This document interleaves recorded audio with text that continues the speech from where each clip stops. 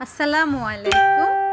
আমি নীলু নূর এসেছি আপনাদের কাছে একটি ভর্তার রেসিপি নিয়ে। সেই ভর্তাটা হচ্ছে শুকনো মরিচ ভাজা, লবণ, পেঁয়াজ, ধনেপাতা আর সরিষার তেল।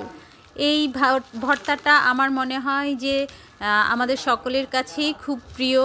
আর অসুস্থ অবস্থায় এই ভর্তাটা খুবই মুখরোচক মনে হয় এবং খুবই মানে টেস্টি, যেটা আমরা সবাই খুব পছন্দ করি।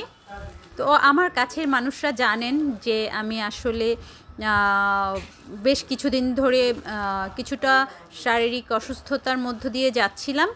তো আমার মনে হলো যে এটা দিয়ে আমি ভাত ভাত খাবো কিছু। তো আমি যে কথা সেই কাজ, ভর্তাটা বানিয়ে নিলাম। তো আপনি দেখেন যে আমি কিভাবে কচলে নিচ্ছি ধনেপাতা, পেঁয়াজ আর হচ্ছে শুকনা মরিচ। আমার চোখে পানি চলে আসছিল, কারণ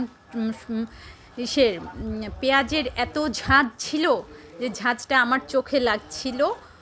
আর আমার চশমা পরে নিতে আমার ভুল হয়ে গিয়েছিল, তা চশমাটা চোখে ছিল না, যার জন্য আরও বেশি ঝাঁঝটা চোখে লাগছিল। চোখ দিয়ে পানি গড়িয়ে পড়ছিল।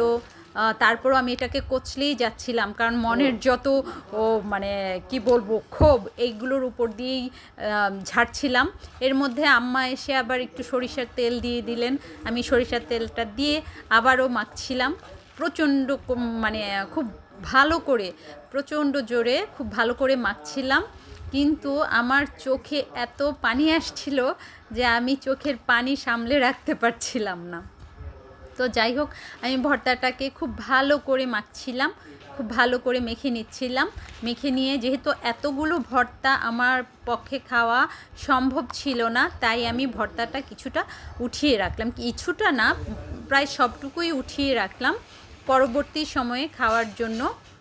তারপর আমি হচ্ছে যে দেখলাম যে না, আরও কমাতে হবে, কারণ অনেক ঝাল। আপনারা দেখতেই পাচ্ছেন আমার হাত একেবারে লাল হয়ে আছে মরিচে। তো আমি ভাত নিয়ে নিলাম। ভাত নেওয়ার পরে আমি আরেকটু ভাত নিয়ে নিলাম, কারণ আমার মনে হচ্ছিল ঝাল হবে। মেখে নিচ্ছিলাম, খুব ভালো করে মেখে নিচ্ছিলাম, কারণ আমার হাতে অনেক মরিচ এবং ভর্তাটা লেগেছিল, যার জন্য আমি ভালো করে কচলে এটাকে মেখে নিচ্ছিলাম। মেখে নেওয়ার পরে এটাই হয়তোবা আমার লাইফের ফার্স্ট, মানে কি বলবো যে খাওয়ার ভিডিও। অসম্ভব ভালো হয়েছিল ভর্তাটা। আপনারা বাসায় এটা ট্রাই করবেন, আমার মনে হয় যে ভালো লাগবে আপনাদের এবং মুখে রুচিও আসবে। তো আজকে এ পর্যন্তই, ভালো থাকবেন। আসসালাম।